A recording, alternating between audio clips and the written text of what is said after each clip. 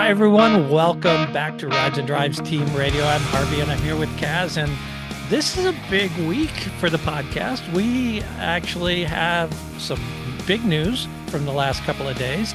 And we were at Content Days in Indianapolis, sitting in on all the press conferences with all the drivers. Kaz, why don't you talk about that part of it just a little bit, what Content Days is?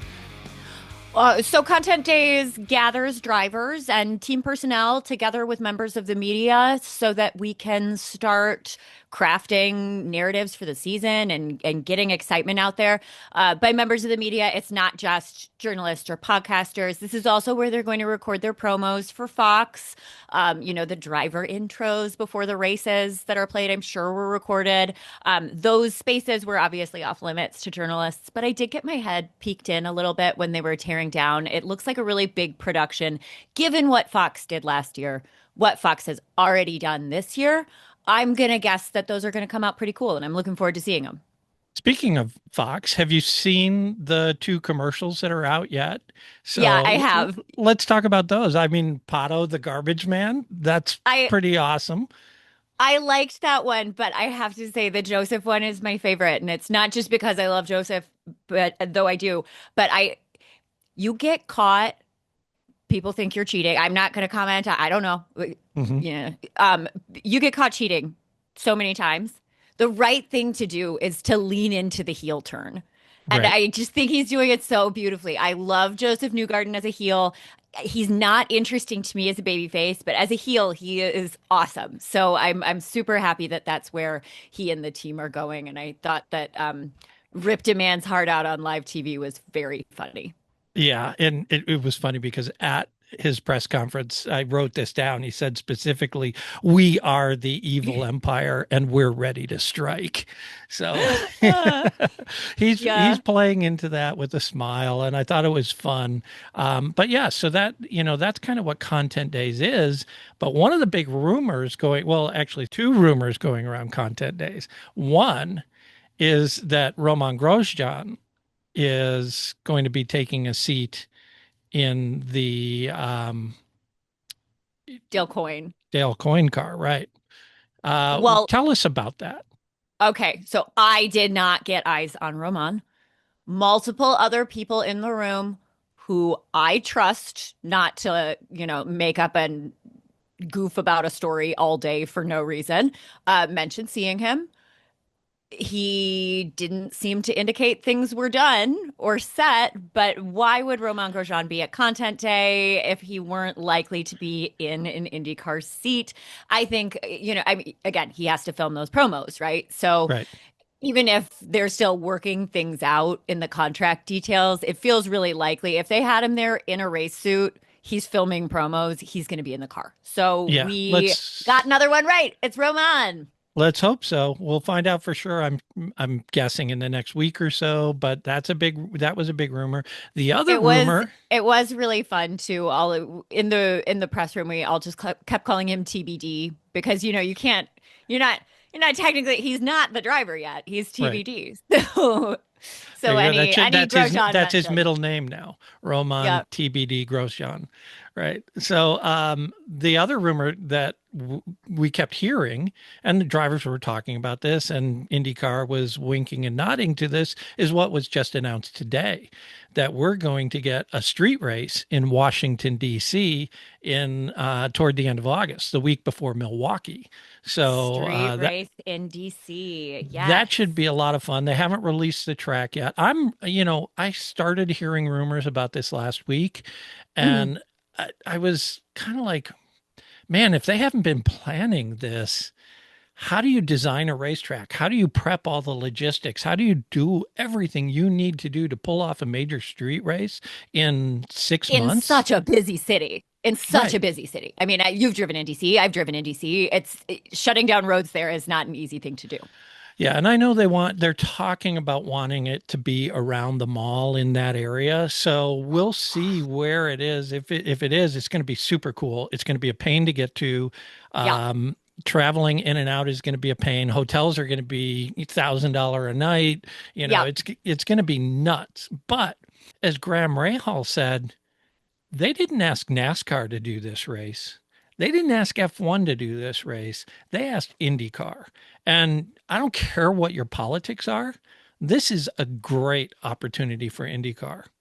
It's awesome for the drivers. It's awesome for the series. If there are many drivers who wear their patriotism on their sleeve, and I think I think that it's really cool for them. Stingray Robb specifically at his press conference talked about what it would mean to him to have a race in DC. That's awesome. I like that for him. If you don't care, it's still a great race in a great city with Yeah. a bunch of new eyeballs on it. So it's going to bring new people into the series. I just don't see really any downside here. And I'm confused about why this is controversial. Well, we know And why I, it's controversial is because a certain person's name is being attached to it. And yeah, let's I forget understand. all about that politics because I that's not what this understand is that. What about. I'm saying is that that's stupid. When I say Yeah. I'm confused about why it's controversial, I understand why, but that is dumb. That's just dumb. There are Yeah. real problems in the world, and you should actually focus on those. So leave the race alone. Let's just enjoy the race.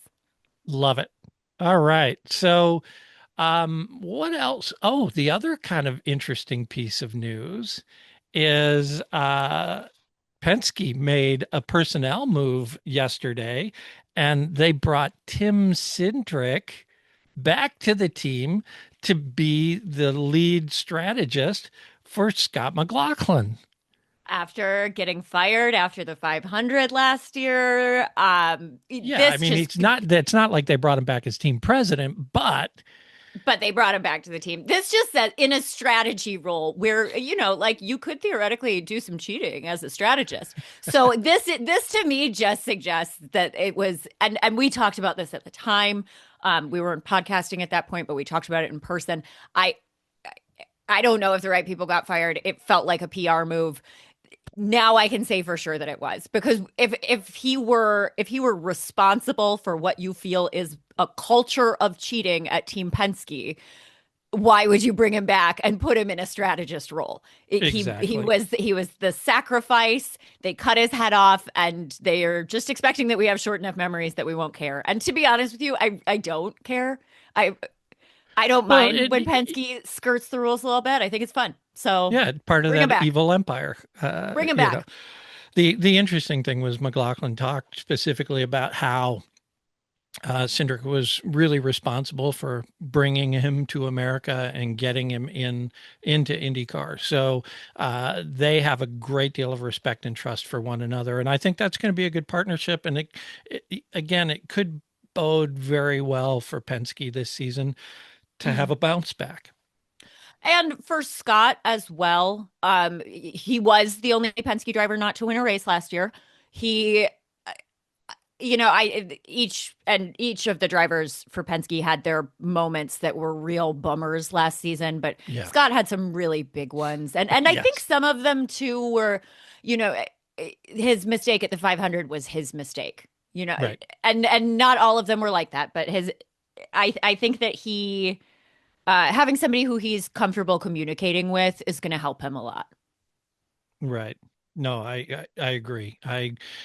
I got the impression from talking to the Penske drivers that there's a confidence that's coming together on that team. And this gets into, let's talk about this, the big themes that we heard at content days, because we Hmm. sat there through every press conference, listened to every driver talk, asked questions. That was great. That was great to be a part of that and to be welcomed to the community that way.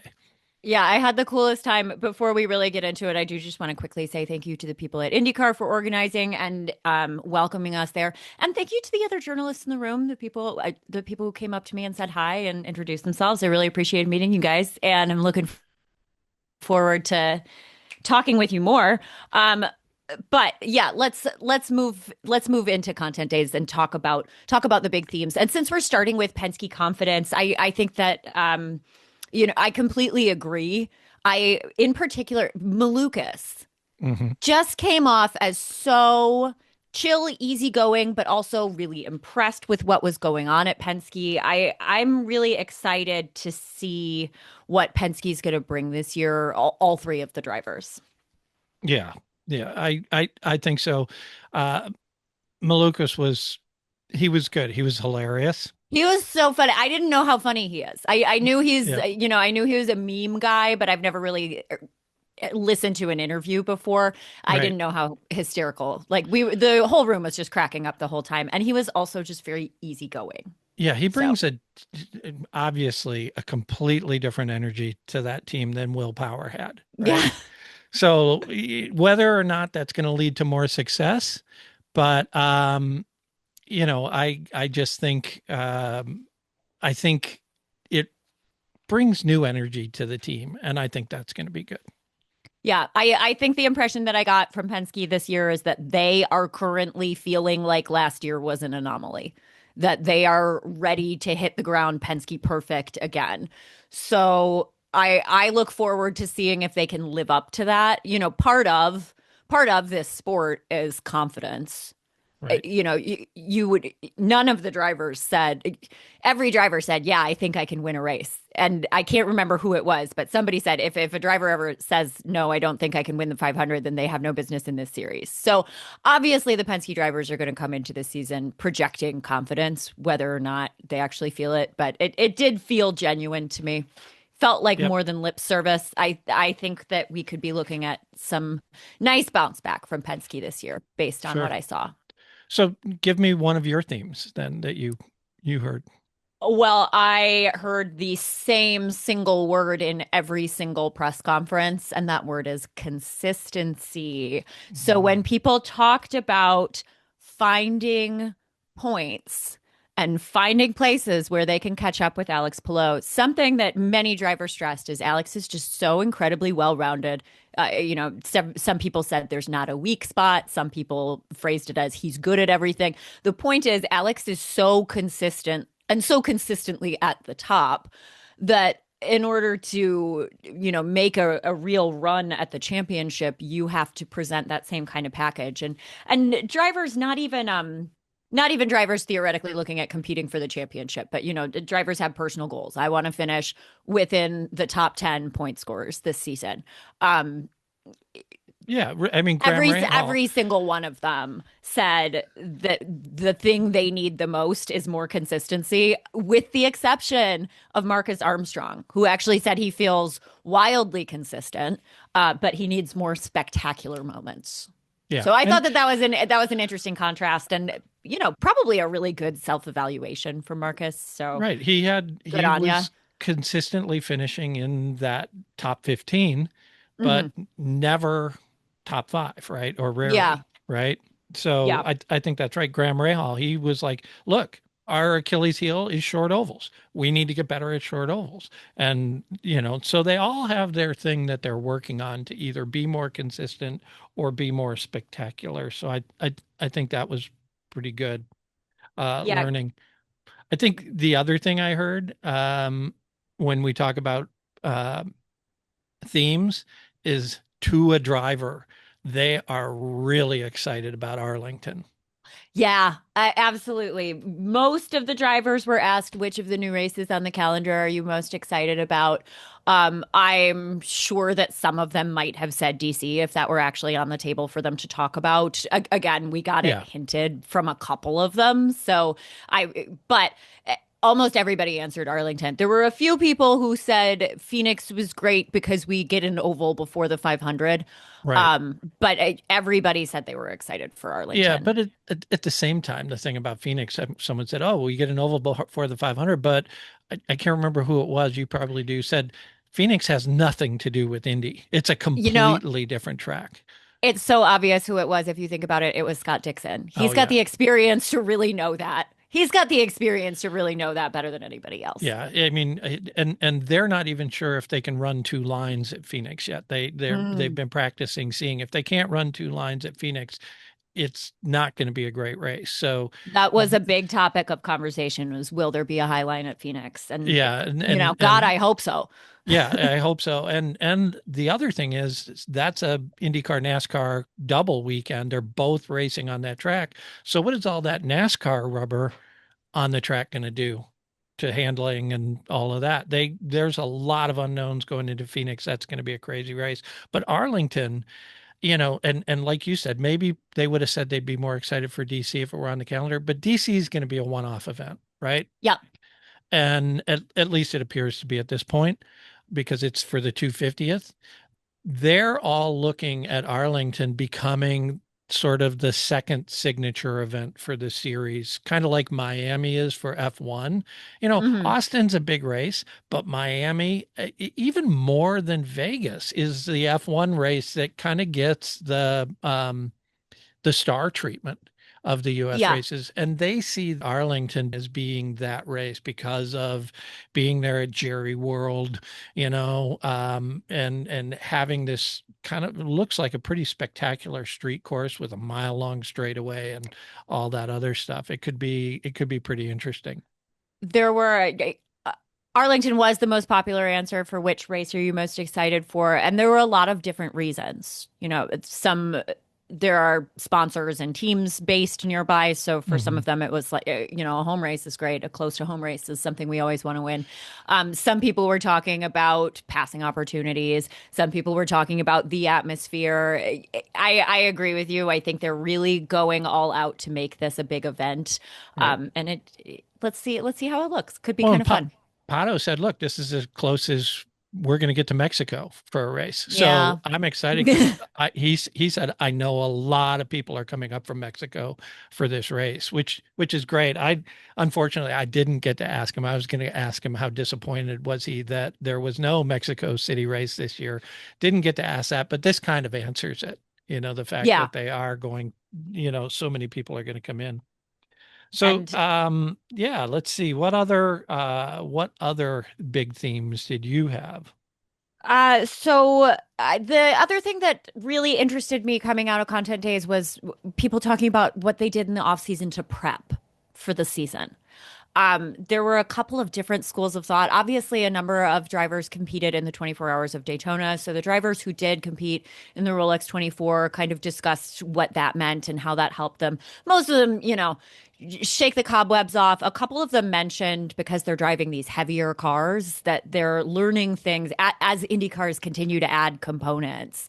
Yeah, Um, they're getting heavier, driving these heavier cars in the off season as opposed to go-karts, which are, so light, kind of right. gives you a little bit of information about how to throw weight around in ways that you might not necessarily think about for open wheel racing. But as Indy cars get heavier, this does become valuable information. So I thought that was interesting. My favorite answer about the Rolex 24, though, was again, Scott Dixon said, um, he'd rather be racing than on the couch at home watching it. He just did it because he wanted to. He likes it. It's how Yeah. he likes to start his year. Well, and Said shake off the cobwebs, sure, but I just right. like it. Yeah. Well, and I forget who it was. It wasn't Dixon, but one of the other drivers was like, of course I'm driving the 24 hours. I'd drive a wheelbarrow if you told me that was what I got to race because I just love to race. I want to be racing and I don't care what I'm racing. So, Off the top of my head, I think that may have been Rasmussen, but I can't remember for yeah, sure. I I do think so. remember that moment. I do remember Yeah. that moment. That was an interesting comment, but yeah, the other thing was the other school of thought with a lot of the drivers was just I stepped away completely. I didn't Oh, pay sure. attention to rate. I'm just resetting my mind. I'm clearing everything out. We're going to come at this season fresh. So, yeah, a couple of schools of thought around the off season, but it was really interesting to talk to people about that. And actually, one person too was Will Power because he couldn't join the team until after the first of the year. Yeah, that's the other fascinating off-season thing, right? Is that Will has actually only been working with Team Andretti for at this point 30 days. Hmm. At time of recording, he's been working with them for 30 days. So, for us who have been waiting all this long off season for IndyCar to come back, it feels like he's had all of this time to prep with that team. That's not the case. And I think this is actually a great moment to transition into, of course, we want to talk about Will and what things look like at Andretti Hmm. for him. So both of his teammates obviously spoke really highly of him. Kyle Kirkwood opened the press. It was very funny when he talked about him because he was like, "You guys, you guys all remember that one thing from Detroit and think Will and I have beef. Like we're friends, guys. Yeah. We really like each other. So it seems like all is well in terms of camaraderie over at Andretti thus far between the three teammates. What I really took away though was both Kyle and Marcus Ericsson spoke extensively about how detail oriented Will is and about how technical he is. Marcus said, I was surprised he was so technical. And then he said, and looking at his career, I shouldn't have been because how do you get there? But the persona that he puts out is a pretty chill, laid back, easygoing guy. Yeah. Marcus said will call him and talk for hours about tiny little details. I did ask Kyle what they've been learning from each other, and he said, obviously he's not going to give away any like actual secret information, but he said that the what he's found is that teams will all start with kind of the same process for approaching any different situation, problem, what have you. But throughout the solution or throughout your work, there are all of these little tiny points where you can make small decisions and go in a completely different direction. He says nearly every day they find one of those with Will. That's interesting. Andretti seems like they're learning a lot from him already. Yeah.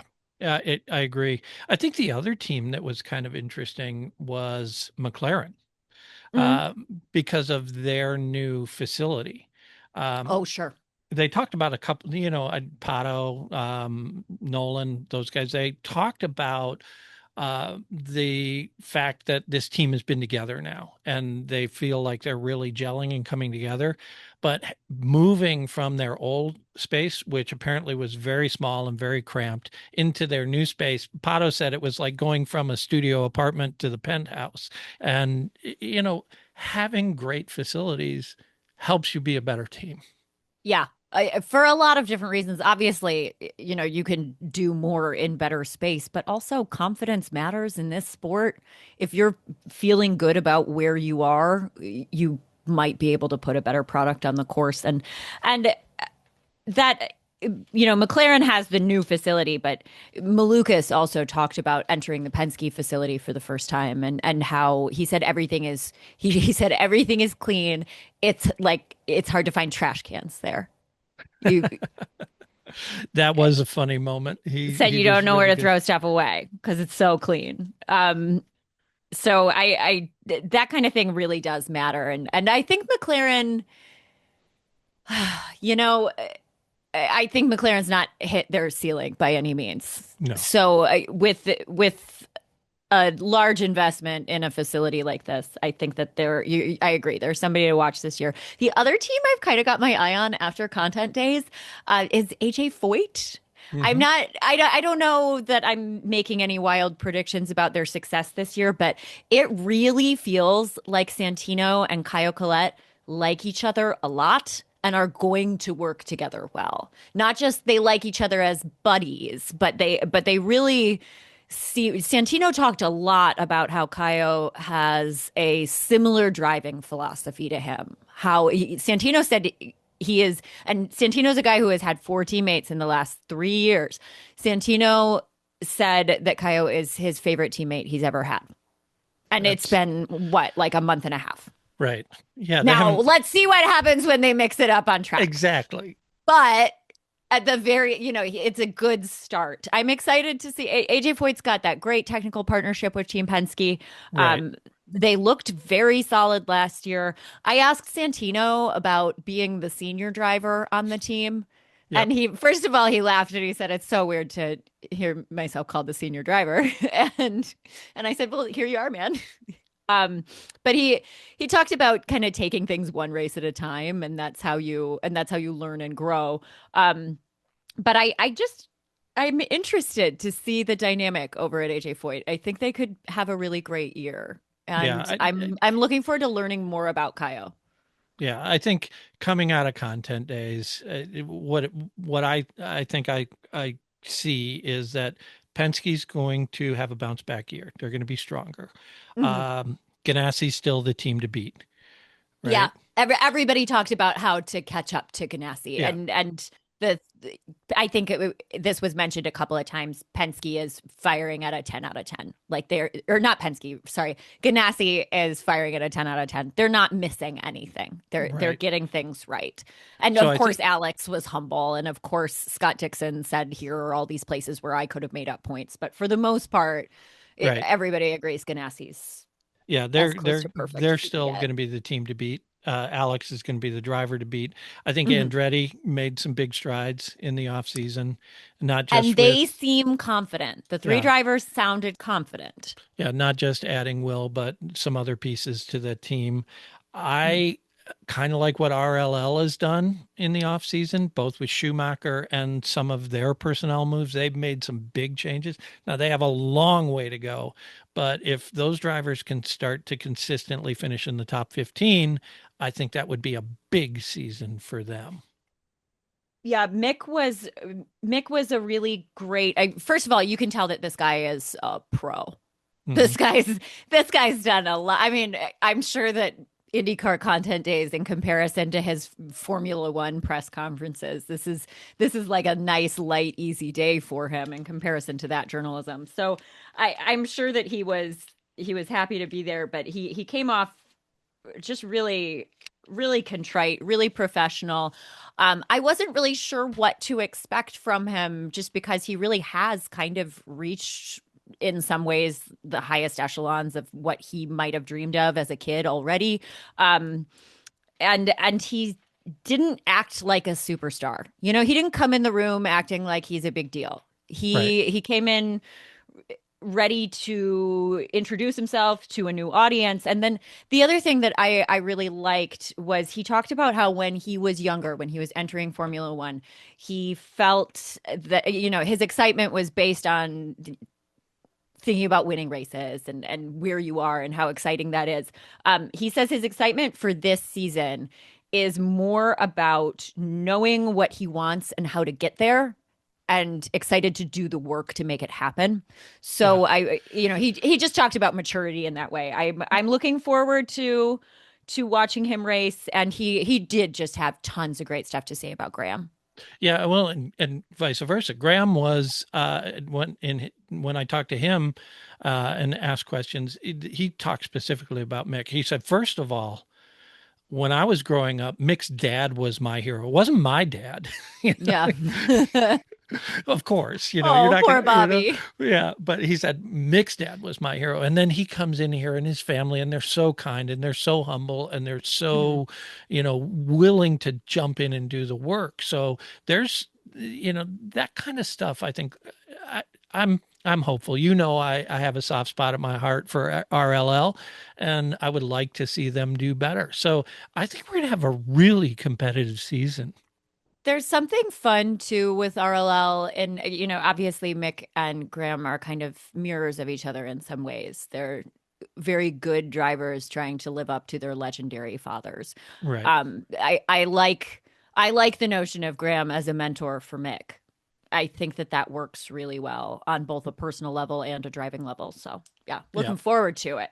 Yeah, and they brought in a new driver coach too for their team. Mhm. So they've got all kinds of pieces in place that should make them better. So I think, that's a pretty good list of a lot of what we heard. I, I'm sure there's more that we could have covered, but I don't want to, I drag this on forever because we could talk for hours. Yeah, we could go. It was 2 8-hour days. We could talk forever about this. There is one more thing I want to say, and it's just the smallest. It's not a takeaway for the season. It's not predictive. Alex Palou is truly the most humble man on the planet, right? Yeah. Yes. For, Like what? four-time champion, right? Indy 500 winner.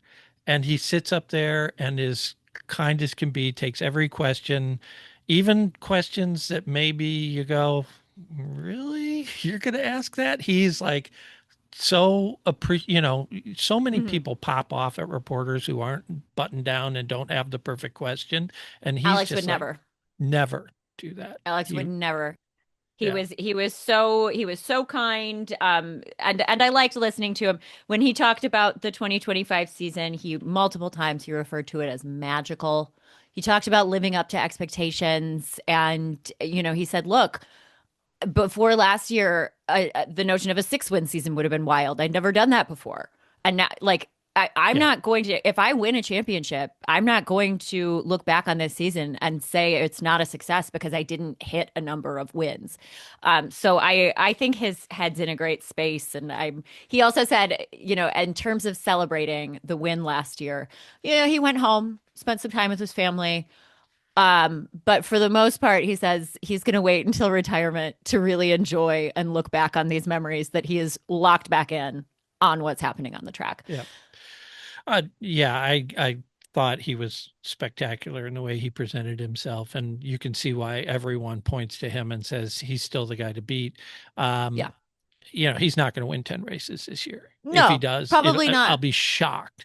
But at the same time, he's not going to be fighting for 10th place finishes. No. He's going to Yeah. be competing for podiums every weekend, unless something happens to the car. And there's that consistency that we Yeah. started this with, right? Alex Well, is going to be there every week. So it was you so have funny. to as well. We talked about, ask him about the last 5 weeks of the season, because that's when people started to catch up. And then you look at his results the last 5, and it was like a first, a 12th, Yeah, a second, there a was third, 112. yeah, a second, a third, and a second, or something like Yeah. that. To So a third, 2 seconds, a first, and a 12th. That's not a bad 5 races, man. no. So, You're going to it's be just, fine with that. yeah. So very interesting. So excited to see the season get going. This was a really nice taste, and welcome in from IndyCar, bringing us in to participate in the media days like that. So I want to thank the folks at IndyCar for welcoming us, and I'm looking forward to seeing you, Kaz, at the track, and everyone at the track as well once the season gets going.